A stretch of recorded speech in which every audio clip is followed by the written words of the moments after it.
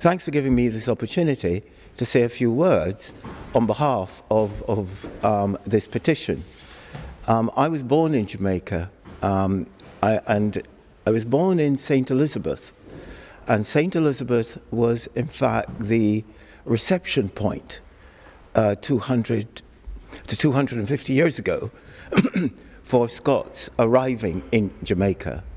In fact, in that area, I was very surprised to know that Robert Burns knew it very well, because he wrote about going to Savlamar and that he was going across the island and he was going to Port Antonio. So he knew more about Jamaica than I did. And this is what is fascinating about this history, that somehow our historians tell us that there's been some form of amnesia. However, Scotland's greatest poet knew a lot about it a long time ago. So somehow, whether it was amnesia or in fact it's just historians did not in fact felt confident enough to make this history known to the people of Scotland. In fact, all the lectures that I've given to the Scottish people since the revival of this history, since say 2007, the main comment that I've received from the Scottish people is, why has no one told us this before? So somehow I've not received a lot of animosity. What I've received is a lot of, in fact, disappointment and surprise at the education that they've received.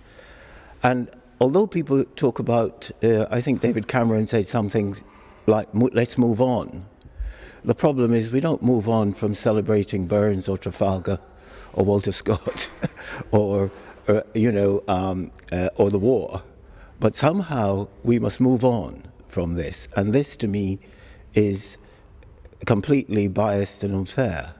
And nobody really accepts it. If we look at the history, just very quickly, we're standing, no matter where you stand in Scotland, you're not more than walking distance away from this history. So the Gallery of Modern Art is a slave master's house. The necropolis was built by James Ewing, whom the estate, the Caymanas estate, is still in Jamaica. In fact, the family still owns it. So we have a history that is all around us.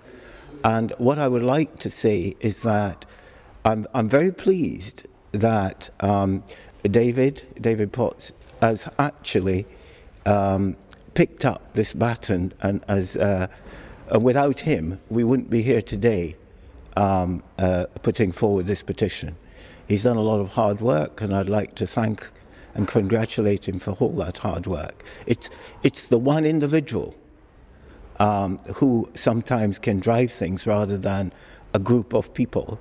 So we from Jamaica thank him very much for publicising this history, and other people who have helped him on this journey.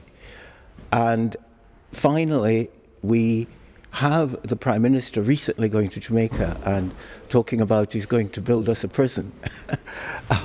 I find that somehow not shocking or surprising, but Jamaica has contributed, not only financially, they've contributed to the fabric of Scotland as it is today. And I think the Scottish people would, I think, like to contribute, and somehow we hope the politicians will listen to the people and do something for a country that has done something for Scotland. Thank you.